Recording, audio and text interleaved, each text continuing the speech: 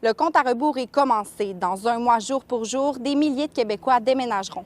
Pour certains, les recherches continuent avec l'espoir de trouver un logement d'ici le 1er juillet. Une situation qui rappelle que la crise du logement demeure bien présente en 2026. Il y a 26 ménages à risque d'être à la rue au 1er juillet.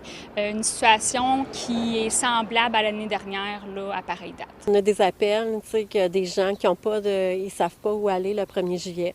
Donc, c'est sûr qu'il y a un risque d'itinérance ou d'accepter un logement qu'on n'a pas les moyens de payer ou d'avoir un colocataire que ça ne tente pas d'avoir nécessairement. Avec un taux d'inoccupation de 2,7 % les logements sont plus nombreux à Trois-Rivières qu'au cours des dernières années. Pourtant, une vingtaine de ménages sont toujours à la recherche d'un toit en raison des coûts élevés des loyers disponibles. La crise du logement, dans le fond, est devenue davantage une crise d'abordabilité.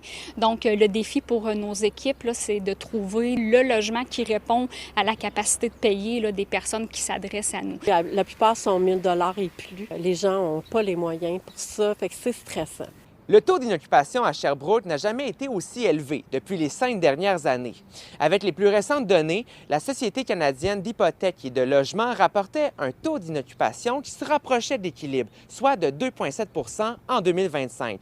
Mais selon l'Association des locataires de Sherbrooke, la situation reste toujours préoccupante. Il est très dangereux pour les gens plus pauvres à revenus modestes de se retrouver sans logement. Ce qui est disponible, c'est la nouvelle construction surtout.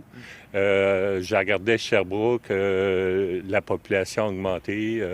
Là, maintenant, ça date de quelques ans, mais il y a 2 quartiers, 2 bouts de Sherbrooke qui sont construits totalement. Donc, il y a une construction, mais c'est une partie du problème. Le prix de ces logements-là pousse à la hausse l'ensemble du milieu immobilier, puis les prix d'augmentation réelle est 2 fois à 3 fois le prix de l'inflation.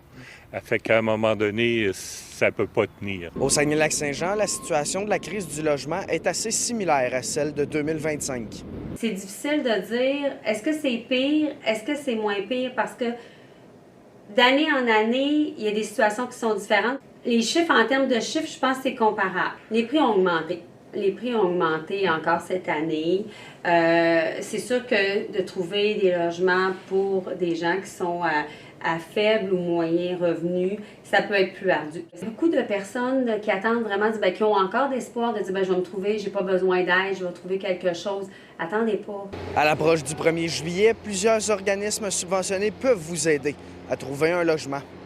À Saguenay, Xavier Lemieux. À Trois-Rivières, Coralie Morancy. À Sherbrooke, Marc-Antoine Mailloux. Pour Nouveau Info.